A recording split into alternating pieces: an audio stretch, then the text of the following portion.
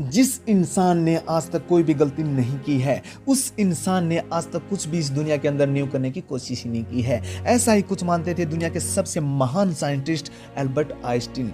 14 मार्च 1879 Germany के उन शहर में वे एक यहूदी परिवार में पैदा हुए थे। उनके पैदा होने के बाद डॉक्टर्स ने नोटिस किया कि उनका सिर नॉर्मल बच्चे के मुकाबले काफी बड़ा था और वे एक नॉर्मल बच्चे के रूप में जन्मे थे। इसके बावजूद भी उनका दिमाग इतना तेज था कि इस पूरी दुनिया के अंदर उनका मुकाबला आज भी कोई नहीं कर पाया है। आज 61 साल हो गए हैं उनको इस दुनिया को अलविदा कहे, लेकिन साइंस उनके थीसिस के बिना आज भी कमजोर है। तो यही वजह है कि हर कोई उनके दिमाग के बारे में जानना चाहता है कि आखिर उनके ब्रेन में ऐसा क्या था जो कि उनको इस मुकाम तक लेकर आया कि आज उन्हें पूरी दुनिया में ग्रेटेस्ट साइंटिस्ट के नाम से जाना जाता है। क्या उनके ब्रेन में कोई सुपर नेचुरल पार्ट्स थी? आज हम इस वीडियो में इसी विषय पर बात करेंगे।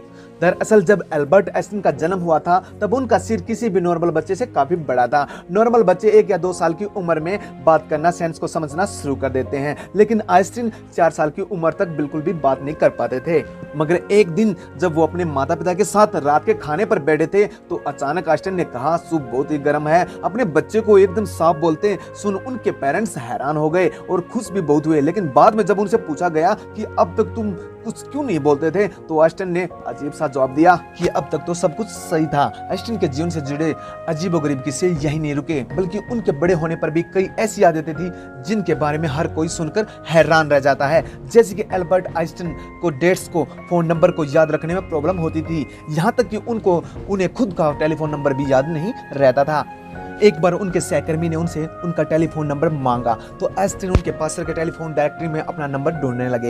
ये देखकर सहकर्मी ने चकित होकर बोला, आप खुद का फोन नंबर याद क्यों नहीं रखते हो? तो आइंस्टीन ने उनसे कहा कि ऐसी चीज को भला क्यों मैं याद रखूं जो किताबों में ढूंढने से मिल जाती है। आइंस्टीन कभी भी जूतों के अंदर जुराबें नहीं पहनते थे क्योंकि उनकी टांगों की उंगलियां इतनी बड़ी थी कि बचपन में हमेशा टांगों की उंगलियों की वजह से जुराबों में छेद हो जाते थे, इसलिए उन्होंने जुराबें पहनना ही छोड़ दिया था।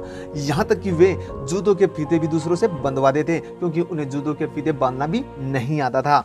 दोस्तों, आइंस्टीन हमेशा कहते थे कि मेरे अंदर कोई खास चीज नहीं है, पर मैं तो केवल एक ऐसा इंसान हूं जिसमें कुछ कूट कूट कर भरी हुई है। लेकिन आपको जानकर यह हैरानी होगी कि आइंस्टीन हमेशा से इतने बुद्धिमान नहीं थे, बल्कि वो बचपन में पढ़ाई में बहुत ही कमजोर थे, इसलिए उनकी गिनती बेवकूफ बच्चों में की जाती थी। उनकी खुद हरकतों की वजह से कुछ लोगों ने उन्हें शारीरिक रूप से विकलांग कहना भी शुरू कर दिया था। खासकर आइंस्टीन के एक टीचर भी उन्हें पसंद नहीं करते थे क्योंकि वे साइंस और मैथ के अलावा हर सब्जेक्ट में फेल हो जाते थे और बचपन से ही आइंस्टीन को कभी किताबी ज्ञान में कोई रुचि नहीं थी। हालांकि इसके बावजूद भी उन्होंने दुनिया के सामने साइंस की कुछ ऐसी थीसिस पेश की जिसके बिना साइंस आज भी कमजोर है और यही वजह कि उनका दिमाग चर्चा का विषय बना हुआ है। 18 अप्रैल 1955 आइंस्टीन की मृत्यु के बाद एथोलॉजिस्ट डॉक्टर थॉमस हार्वे ने आइंस्टीन के परिवार की अनुमति के बिना ही उनके दिमाग को रिसर्च के लिए निकाल लिया था और वो वहां से भाग गए थे। इसी हरकत के लिए डॉक्टर हार्वे को नौकरी से निकाल दिया गया, लेकिन उन्होंने कहा कि उन्होंने ऐसा सिर्फ रिसर्च के लिए ही किया है और वो वादा करते हैं कि आइंस्टीन के दिमाग पर रिसर्च जरूर करेंगे ताकि आने वाले समय में साइंटिस्ट और साइंस दोनों को ही फायदा हो सके।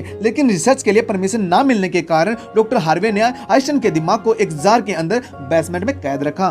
बाद में आइंस्टीन के बेटे हैंस एल्बर्ट आइंस्टीन की अनुमति के बाद डॉक्टर हार्वे ने आइंस्टीन के दिमाग पर रिसर्च करना शुरू कर दिया। पहले उन्होंने आइंस्टीन के दिमाग का वजन किया जिसका वजन 1203 ग्राम था, जो नॉर्मल इंसान के दिमाग के वजन से काफी छोटा होता है क्योंकि दरअसल एक इंसान के दिमाग का वजन करीब 1400 ग्राम होता है। इसके बाद डॉक्टर हार्वे ने आइंस्टीन के ब्रेन से 240 भागों में टुकड़े किए। उन टुकड़ों को दुनिया भर के मशहूर रिसर्च के पास भेज दिया गया ताकि वो अच्छे से देख सकें कि आइंस्टीन के दिमाग में ऐसा क्या था जो बाकी आम इंसान में नहीं था। और उसके बाद डॉक्टर हार्वे ने आइंस्टीन के ब्रेन टिश्यूज के 1000 माइक्रोस्कोपिक स्लाइड्स बनाए जिससे आइंस्टीन के दिमाग की अच्छे से जांच हो सके।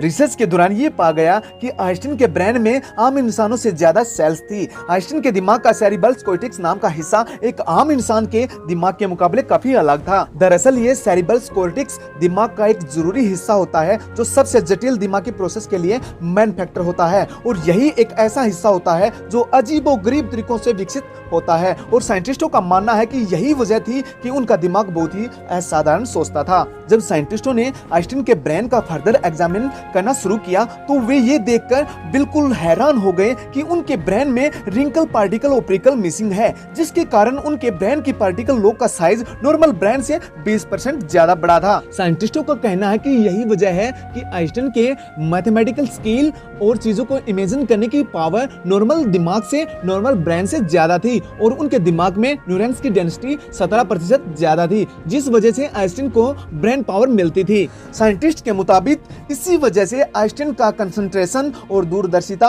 औरों से कहीं ज्यादा था। साइंटिस्ट कहते हैं कि आइंस्टीन के ब्रेन में ज्यादा फॉल्ट थी जो उनकी इंटेलिजेंसी का और एक कारण था। आइंस्टीन का दिमाग 40 टुकड़ों के रूप में अमेरिका के फिलाडेल्फिया शहर में एक म्यूजियम में प्रेजेंट किया गया है। दोस्तों, आज साइंस ने कितनी तरक्की कर ली है, लेकिन इसके बावजूद भी आइंस्टीन के दिमाग की इंटेलिजेंसी पहेली बनी हुई है। लेकिन साइंटिस्टों को आज भी आशा है कि फ्यूचर में किसी बेहतरीन टेक्निक के जरिए आइंस्टीन के दिमाग को जानने में कामयाबी जरूर हासिल होगी। डॉक्टर थॉमस ने आइंस्टीन के दिमाग के साथ कुछ भी किया, वह सही था या गलत, आपकी राय हमें कमेंट में जरूर बताएं। दोस्तों, आज के लिए बस इतना ही। आशा करते हैं आप लोगों को ये वीडियो पसंद आया होगा। फिर मिलेंगे अगले वीडियो में ऐसे ही किसी मजेदार विषय के साथ। अगर आप ऐसी ही वीडियो और देखना चाहते हैं तो हमारे चैनल को सब्सक्राइब करके बेल आइकन को प्रेस करें ताकि नोटिफिकेशन आप तक पहुंच जाए। अगर ये वीडियो आपको अच्छा लगा हो तो इस वीडियो को लाइक, कमेंट और ज्यादा से ज्यादा शेयर करें। तो मिलते हैं आपके साथ अगली वीडियो में, तब तक के लिए शुक्रिया।